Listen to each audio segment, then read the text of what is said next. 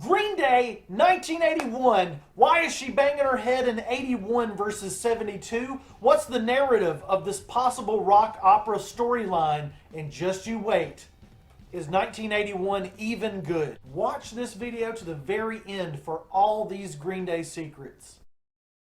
Green Day played 2 massive shows recently, and let's be honest, there's probably 1 million people on planet Earth that could tell you exactly what songs that Green Day are going to play. I think that setlist.fm has kind of ruined the magic of live shows for me, but it's my own fault because I'm just overusing that site. Because Green Day's sets have become so predictable and redundant for a long time, concert goers and internet sleuths were freaked out when the band played Nimrod deep cut The Grouch early in the set and stuck with me later in the night. Now, these songs are not that rare, but in the context of 20 years has gone so fast, yeah, they're pretty rare in 2023. Either way, everybody thought that it was really special. Now, cue the Quebec City show. The night is ticking along. They're doing their 121 hits, the same every night. They're on that upward slope.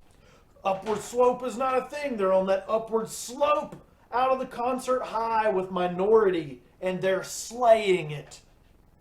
But instead of ripping into Knowledge for the 745th time of their career, Jilly Bo Legweek says, this next song's called 1981. You ready?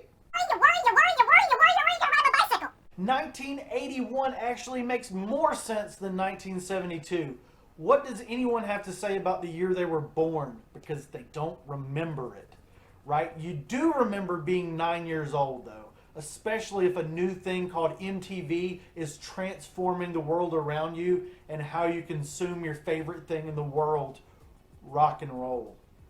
Imagine young Jilly Bo Legweek watching MTV, possibly with his ailing father by his side. Phil Collins in the air tonight with its haunting tale of loss. Rush's Limelight, which Green Day have covered numerous times over the years. Billy Idol, Generation X, Ozzy Osbourne, The Go-Go's, Van Halen, Black Sabbath, U2, Rolling Stones, Fear. These are all bands that impacted the career of Green Day in a very deep, emotional, meaningful way. We've also got The Who, Face Dances, Queen, Blondie, AC/DC.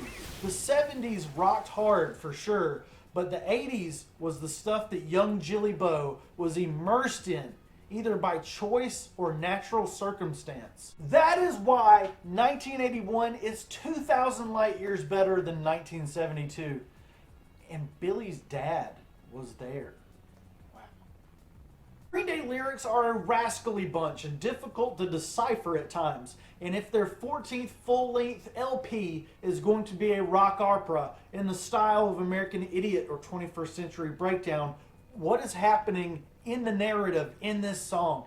Let's take a look at the lyrics really quick, and then we'll review this dang thing. The song speaks of a woman discovering new things about the world through music and culture, brought about by the advent of the glorious MTV.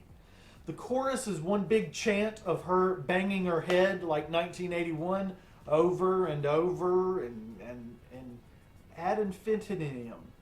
The verses and pre-choruses are all centered around moving forward, evolving for better or worse, probably worse, and like every Green Day song, it's built of snarling frustration held up by a hope for a better tomorrow. And rocking out in front of your mirror just like Jesus of suburbia. That monster! That one-eyed monster! No matter how weird Green Day get, you can always pick them out of a crowd. That was a plus 44 reference if you get it. And 1981 certainly sounds like Green Day. If we're comparing 1981 to other Green Day songs, the one that stands out to my ears the most, the glorious Back in the USA from their 2017 hits collection. And don't let this scare you away, but it's got a little bit of a salt and pepper shaker of Here Comes the Shock as well. But where that song failed to elevate the repetitive chants, the 1981 repetition is bolstered by a stupid good rhythm assault section by the Dirt and the Cool, the Mikey and the Trayvon. Mikey and the Trayvon. My biggest complaint about this record would be the repetitive chorus, but it's decorated with such a punchy rhythm and guitar swirly jig that I don't even care. I don't care if you don't. This is really a carefree kind of lay your hair down chorus, and you better listen when Billy Joe says, "Let's go crazy!" This is a Green Day song that stands strong on its musical muscle rather than poetry, but the poetry ain't half bad either, as Jilly Bo Legweek waxes poetic about growing up in the 80s that I was born in. Ultimately, it feels like Green Day's giving their all as one collective battle unit, with red ties fatter and black jeans skinnier. Please like, comment, share, subscribe, and let me tell you something.